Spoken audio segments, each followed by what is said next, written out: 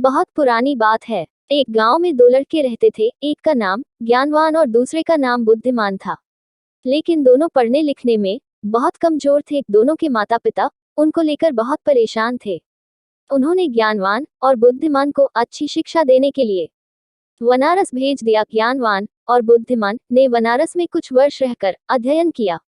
अब दोनों ही अच्छी शिक्षा ग्रहण कर विद्वान हो चुके थे। विद्वान होने के साथ ही उनमें इस बात का घमंड भी आ गया था कि वे बहुत विद्वान हैं। हर जगह दोनों ही अपने को अधिक श्रेष्ठ और दूसरे को नीचा दिखलाने का प्रयत्न करते थे। दोनों को कई बार उनके शिक्षकों ने इस बारे में समझाया, किंतु दोनों अपने को ही श्रेष्ठ समझते थे। शिक्षा खत्म होने के बाद दोनों को बनारस से अपने गांव वापस लौटना था। रास्ता बहुत लंबा था।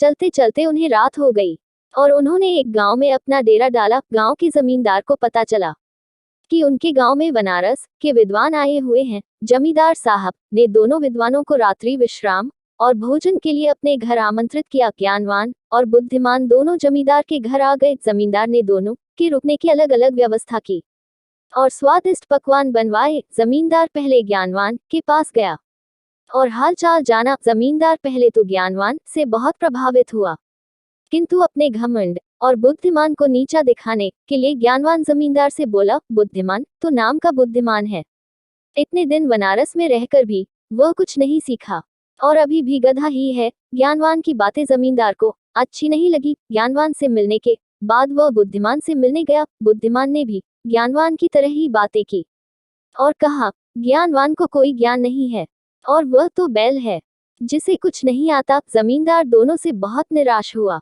और कुछ देर पश्चात किया। कुछ देर बाद उसने ज्ञानवान और बुद्धिमान को भोजन के लिए बुलाया। दोनों भोजन के लिए आए और जब दोनों को थालियां परोसी गईं, तो थाली में घास और भूंसा था। थालियां देखकर दोनों जमींदार पर बहुत क्रोधित होते हुए बोले, आपने यहाँ हमें बेइज्जत करने के लिए बुलाया है? क्या हम कोई जानवर है जो आप हमें भूसा और घास खिला रहे हैं?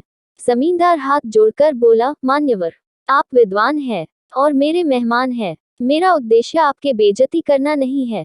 आप दोनों ही विद्वान होकर एक दूसरे को बैल और गधा बोल रहे थे, इसीलिए बैल और गधे का जो भोजन पसंद है, मैंने आपको भी वही भोजन परोस दिया। जमींदार की बात सुनकर ज्ञानवान और बुद्धिमान को अपनी गलती का एहसास हुआ और दोनों ने एक दूसरे से क्षमा मांगी और जमींदार को धन्यवाद दिया। जमींदार ने भी दोनों को स्वादिष्ट पकवान खिलाए और दोनों की खूब आव भगत किया।